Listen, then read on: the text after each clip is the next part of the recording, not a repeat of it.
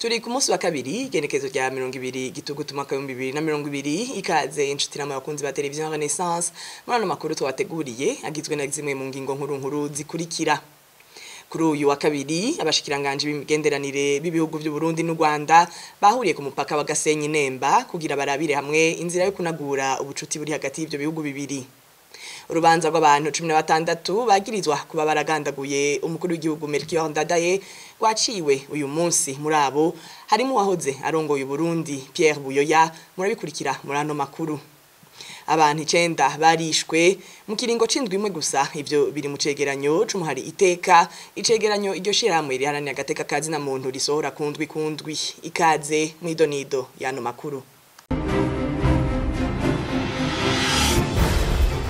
Ano makuru tuyahere mu gisata c'imigenderanire kuri uyu wa 20 gitugutu umushikiranganje w'imigenderanire y'u Burundi Albert Shingiro yagize urugendo rw'akazi mu gihugu c'u Rwanda akaba yakiriwe na mugenzi we Dr Vincent Biruta ku mupaka wa Gasenyi Nemba. Uwo mubonano ubaye mu ntumbero y'ibihugu bibiri yo kwigira hamwe ibijanye n'inagurwa ry'imigenderanire hagati y'ivyo bihugu bibanyi. Ivyo tukabisoma mu itangazo ryasohotse inyuma y'iyo nama abo bashikiranganje babiri barabiye hamwe intambamyi bagiraniye kuva mu mwaka wa 2015 kugeza uno munsi. Inyuma y'uwo mubonano wabaye mwibanga Albert Shingiro yashikirije mugenzi we ubutumwa yarungikanywe na leta y'u Burundi Dr Vincent Biruta nabagira nkuko mumenya ko kwigenekezo rya 2026 myandagaro mwaka wa 2020 abarongoye iperereza rya gisirikare y'ivyo bihugu bibiri bari bahuriye ku mupaka wa Gasenyi Nemba kugira baganire ibibazo by'umutekano bivugwa ku mbibe bihana.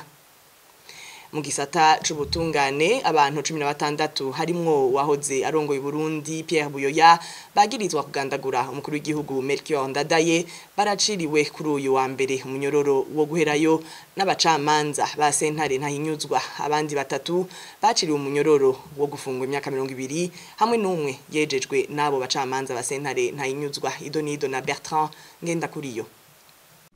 Abacira umunyororo wo guherayo bagirizwa kugandagura umukuru w'igihugu guhungabanya umutekano w'igihugu n'ubwicanyi bwakurikiye. Abo nabo nuwahoze ari umukuru w'igihugu Petero Buyoya, Alphonse Marie Kadege yahoze ari cegera c'umukuru w'igihugu, Luc Rukingama, Libere Bararunyeretse, Charles Mukasi na Aster Girukigomba bahoze bari mu bategetsi b'igihugu. Abandi ni Celestin Ndayisaba, Anisette Nayigombeye, Gabriel Gunungu, Laurent Yonkuru, Pascal Sembanduku, Juvenal Nzosaba, Mamere Sinarinzi, Alfred Nkurunziza, Jean Bosco Daradangwa na Gerard Cishahayo bose bari ntwazangabo mu gisirikare c'u Burundi.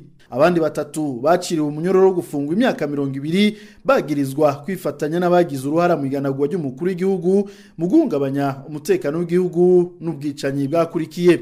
Abo nabo nuwahoze ari cegera ca mbere c'umukuru w'igihugu Bernard Busokoza, Vincent Yungeko na Ildefonse Mushwabure. Wahoze ari cegera c'umukuru w'igihugu Antoine Nduwayo niwe wenyene yejejwe na sentare ntahinyuzwa muri urwo rubanza. Abo bandi 19 bakazotegerezwa gutanga indishi y'akababaro mu mafaranga y'amarundi arenga miliyaridi 102. Abo baciriwe urwo rubanza bagizwe hanini n'ababa hanze y'igihugu bakaba bari bagumye biyamiriza uko urwo rubanza rwariko ruraburanishwa mu kwankigwa n'ubutungane ngo baserukigwe n'abababuranira. Arakoze mugenzi wacu Bertrand Ngendakuriyo. Mu kanya makuru twabateguriye arabandanya.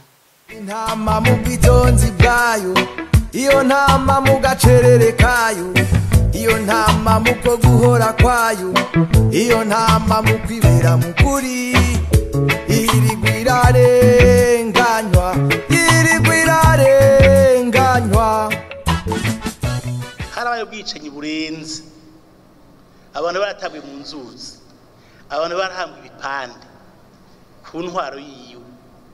None umuntu yovuga ngo abantu bazimanganye, uyu muntu yari korakora ko byukuri ngo abimboneza yamaho abantu aboza bafatira kuri ivyo bagakora uko. Ikindi nongera mu kanwa kiwe nyene yarivugiye abazopfa nk'ifu y'imwijira, yarivugiye abantu bamuciri. Iyo niranga iyo nintuze nziza yuko yohabwa ico kidari mu bihe nk'ivyo.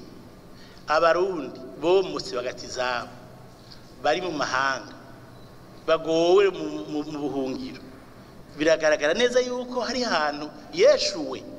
Uburundi ni igihugu cambere cy'ibiturire, biravugwa hose kiri mu bihugu bitatu vya nyuma bikenye none uko kwigisha gukunda igihugu yarabikoze mugabo yareshu tubivuze ko biri rero je kidari no kuri simba nako kibereye umukuru w'igihugu wa kino gihe kuko ndabona ashobora mbere kuja imbere y'intare je nibaza yuko amateka akurikijwe ataco bazongira mugabo ubwoba bwose ndabubura ko nta muntu ari mu Burundi no munsi adafise ubwoba ndemera yuko itarike yageze hazoba hageze ako rero nomara imyaka 100 ku isi nkomera amashi abangufi n'abanyabinyoma nomara umwanya muto nkagenda mfize umugani kaboneka yuko twese tutemera kuba banivyo nzobwa gushaka umunota wa nyuma kuko narabonye neza yuko abazize kutavuga bariho batigeze gukura mu kanwa mugabo bagiye tubona igire ja agize ati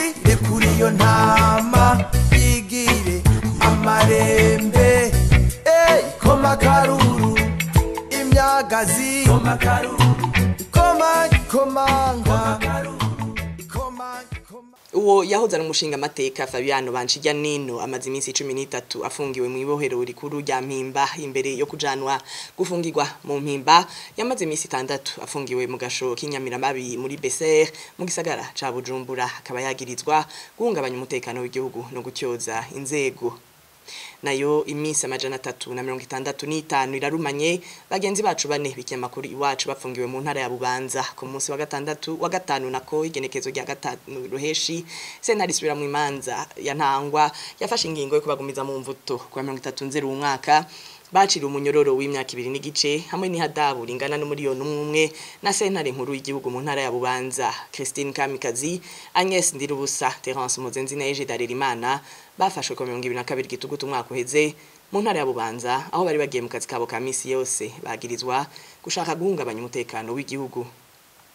Muyavugwa mu bijanye n'agateka kazi na muntu icegeranyo casohowe n'umuhari iteka co mu ndwi iheze cerekanya abantu 9 bishwe muri abo harimo 3 batowe ibiziga 2 bishwe n'abajejwe inzego z'umutekano 2 baborejwe gufa bishikirizwa na Emmanuel Nibizi icegera c'uburongoye umuhari iteka uwo muhari ugasaba leta y'u Burundi kubahiriza agateka kazi na muntu igahana abo bose bakorewe mabi igihugu kikarangwa n'amategeko.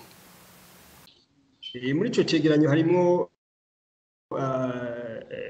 abantu 9 bapfuye bishwe muri abo haba harimo 3 batowe ari biziga hakaba harimo 2 bapfuye bakicwa n'abajejwe umutekano umwe mu Kirundo uwundi mu Mwaro hakabamo na 2 basizwe ubuzima iyo bita torture hakabamo n'umukenyezi yafashwe ku nguvu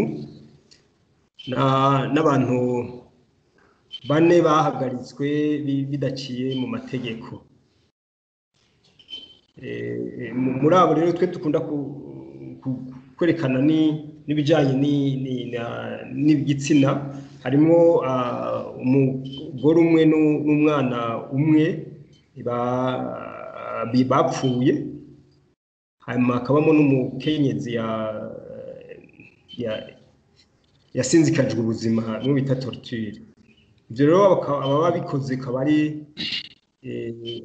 abapolisi abakora mu rwego rw'iperereza hariho n'abajejwe intwaro hakabamo na rwagwaruka rw'imbonerakure kwigamiye umugambwe CNDD-FDD. Icyo dusaba ni ibyo twama dusaba ibihe byose nuko leta yo kubaha agateka kazina muntu ikubahiriza uburenganzira bwo kwishira no kwizana ntihagire abantu bicwa ni abantu baborezwe igufa abantu bafungirwa ubusa iyo ngendo igayitse iteza igihugu bituma igihugu kigira isura mbi mu makungu igahagarara igihugu kikarangwa n'amategeko. Emmanuel Nibizi yaganiriye na mugenzi wacu Rodrigue Ndikumwami. igitabo umushingwamanza Dieudonné Bashirayishize yanditse Uburundi igihugu cafashwe mpiri ngo yacanditse kugira atanga iciyumviro mu kubaka igihugu. Maître Dieudonné Bashirayishize arongoye urunani rw'abashingwamanza Kavib muri ico gitabo yerekana uko ibintu vyifashe mu Burundi muri kino gihe ugereranije n'ivyo muri kahise. Kubwiwe ngo ico gitabo gishobora guhindura ivyumviro by'abarundi. Iyo umuntu yanditse igitabo abatanze intererano, abatanze iciyumviro ciwe, ico ciyumviro kija mu bindi bigaterera mu kubaka. Nta mpinduka rero twizeye yuko izoca iva kuri ico gitabo gusa. Impinduka izova ku barundi bazoba batahuye inyigisho zitangwa n'abantu benshi atari izo bitanzwe n'ico gitabo gusa. Ni igitabo kiraba ku umugabo kigatereza amaso muri kahise. Igihugu c'u Burundi iyo citwa ko giteye intambwe imwe imbere gitera izindi ntambwe nyinshi inyuma, bigatera rero umuntu kwibaza igituma igihugu kigenda gisubira inyuma nk'ibirenge, kuko umuntu atari ko aratera imbere aba ariko arasubira inyuma. Iki gitabo rero cagerageje kuraba nko mu myaka 35 iheze, umuntu agatereza amaso inyuma mu buzima bw'urunganwe, ico no kwita generation y'abantu bavutse inyuma y'ugwimo rw'72, 93 bakaba bari abana, muri 2015 bakaba bari abantu bakuze. Fatiye ku bantu rero twashingiye ko muri ico gitabo biraboneka yuko abantu bo hasi bobo ubumwe buriho, ugufatana mu nda kuriho, ariko bikagorana ku ntwaro. Ngene intwaro itunga, ngene abatwara batunganiriza abanyagihugu. Bikaboneka ko hariho imigozi y'igihugu, nko muri iyo migozi rero birabonekamwe yuko hariho nk'inyigisho zigamije ihonyabwoko. Murabona n'ubu ziracakwiragizwa. Guhera mu 1959 ibara riguye mu Rwanda, batanguye kubona yuko bomererwa neza babanje gukura haba. Abandi nabo bati tutibaye ko turahona. Rero mu mpera umuntu akaraba n'igituma ivyaha biguma biba kudahana, bikaboneka yuko hatabaye impinduka zikomeye nko mu bintu vy'inzego zaba iz'ubutungane zikoreshwa, inzego za gisirikare usanga ziri mu minwe y'umugambwe. Rero umuntu akamera nk'uvuga ati ni vyiza ko abarundi babohoka. Maître Dieudonné Bashirayishize, ubu ni wa mwanya w'ikigabane kw'isoko kigaruka kukungene umunsi mpuzamakungu wahariwe gufungura neza uhimbazwa kwa 16 gitugutu ku mwaka utashe washitse abarundi badafungura neza kw'isoko na Thierry Bigirindavyi. Igenekerezo ya 16 gitugutu numunsi mpuzamakungu wahariwe gufungura neza. Mu gihugu cacu uwo munsi uzohimbazwa ku igenekerezo ya 23 gitugutu. Icivugo c'uno mwaka ni twese hamwe tugwiza umwimbu ku buryo burama umuntu wese ashobore kuronka ico afungura. Uno mwaka uno munsi ushitse mu bihe bidasanzwe mu gihe isi yose yugarijwe n'ikiza c'umugera wa corona. Mbega abarundi bafungura gute uno munsi? Mbega abahinga mu byo gufungura neza bahanura ko abantu bofungura gute? Ibi nivyo tugaruce hirya no hino muri kino gigabane kw'isoko co kuri uwa 17 gitugutu umwaka wa 2020. Thierry Bigirindavyi njinganda kibashikirize kaze. Abantu 6 kuri 10 mu Burundi nukuvuga hafi miliyoni 7 bafungura bigoranye kandi babona ko n'umwanya bashobora no kutakubura ico bafungura. Ibi biri mu cigwa cakozwe n'igisata c'ishyirahamwe mpuzamakungoni cita abahuye n'ivyago OCHA hagati y'ukwezi kwa Ruheshi na Myandagaro w'umwaka wa 2020. Abarenga miliyoni 3 bobo bakaba bavyuka bahagazwe umutima no kutabona aho baza gukura ico gufungura. Kuri uwo munsi wa gatanu isi yose yariramutse ihimbaza umunsi mpuzamakungu wahariwe gufungura neza. Kw'isoko ni umuryango w'abana 5 n'abavyeyi babo 2 bo mu ntara ya Cibitoke, aho ni mu burengero bushira uburaruko bw'u Burundi. Mugenzi wacu wo kuri radio RPA Eroge Diveremesha yarabagendeye amasaha ageze ku masahani. Namwe murabona utuntu ndiko ndafungura uko tumeze mu muryango. Ni ku mugoroba wo ku munsi wa gatanu uruganda rw'ikiganiro ku isoko rwakiriwe muri umwe mu muryango yo mu ntara ya Cibitoke n'amasaha yo gufungura. muri uyu muryango w'abantu indwi abana batanu n'abavyeyi babo bariko bafungura igifungurwa kimwe gusa n'ibijumbu. Ibi ni ibijumbu turiko turihereza nibyo turya iminsi yose, nabyo nyene kubironka n'igihamana, hariho na benshi batabironka. Ahanini uyu muryango utunzwe n'uburimyi, ariko ku kubura habo barima baca babeshwaho no guca ingero, agahemba ariko ni ntica ntikize. Tugira aho turima, ntiturima ngo byere, nkabona n'ikibazo muri make. Twe turabarimyi, dukoresha amasuka, turashobora kugenda kubifishe akatugerera, akaduha ingero ku munsi, aduhaye amafaranga naho ntaturenze 2,000. 2,000 naho bavuga tuhindure kugura ico kijumbu ukagura agaceri, ikiro ni 1,800. Mu bana batanumva nta duharage nta dusombe, uturengarenga ntatwo. Amavuta yoyo nta n'umuntu ngaha yaje nko mwabana, nibaza ko amavuta bayabona hanze ku musozi. Naho nyene ivyo bifungurwa biboneka rimwe ku munsi, ingaruka nizibuze ku magara y'abagize uyu muryango. Kuzuba ntavyo kurya bibaho, gutukura bategerezwa kuko nubundi aba bana soko twabavyaye bameze, kandi bategerezwa ko bafise amagara meza nk'abandi. Nanje ubwanje urabona hongereyeko ndi umuntu w'umugabo, urabona ko nta mubiri mwiza mfise. Uku niko binifashe no mu yindi miryango itari mike yo mu karere kabamwe umuryango uruganda rwacu rwakiriwemwo. Ikibaje gusumba nuko turetse abo batagira ico bafungura n'abironka usanga bafungura nabi mu kutamenya ico bari bakwiye gufungura, umubiri wabo warukeneye. Bivugwa n'umwigisha muri kaminuza yanonose ivyo gufungura neza Aloyize niyo ngabo. Ngahi Burundi uravye byose birahari, ariko abantu benshi ntibazi ibyo ari byo. Turafise ivyamwa, turafise imboga z'ubwoko bwose, tugafita n'ibindi. Dufate nk'icyamwa c'avoka, kirimo vitamine menshi, kirorosha munda cyane, kandi ku bantu bakiri batonya kiraheza kigafasha kugira umuntu arondoke. Amashu abagiye barayarya ari mabisi nta kanseri bashobora kugwara. Hariho ivyamwa navyo nyene hajya harimwo imiti, ibifungurwa byo tubera umuti wa mbere. Mu nyama harimwo amaproteine bituma umubiri wubaka neza, harimo ibindi bifungurwa bitanga inguvu, ari ibyo myumbati, ari ibwo bugari. Ariko no muri nyabugari nyene harimo utundi tunyugutu dushobora gufita uruhara rukomakomeye mu mubiri w'umuntu. Ikiza rero wogerageza ugafungura vyose, ariko naho nyene rero ntuhage cyane, kuko iyo uhaze naho umubiri ushobora kurya n'ibindi udashobora. Byo rero bica bija gukora toxine ubundi bumara. Umuntu rero yoza ararya ibikwiye, kuko umubiri hajya muravugana wumvise umeze nk'uwahaze. Mwijambo jiwe ry'uwo munsi umunyamabanga mukuru w'ishyirahamwe mpuzamakungu ni Antonio Guterres yasavye ko ho kongerezwa inguvu kugira iterambere rirama rishoboke, maze ntihagire umuntu numwe asigarana ikibazo co gufungura. In a world of plenty, it is a grave affront that hundreds of millions go to bed hungry each night.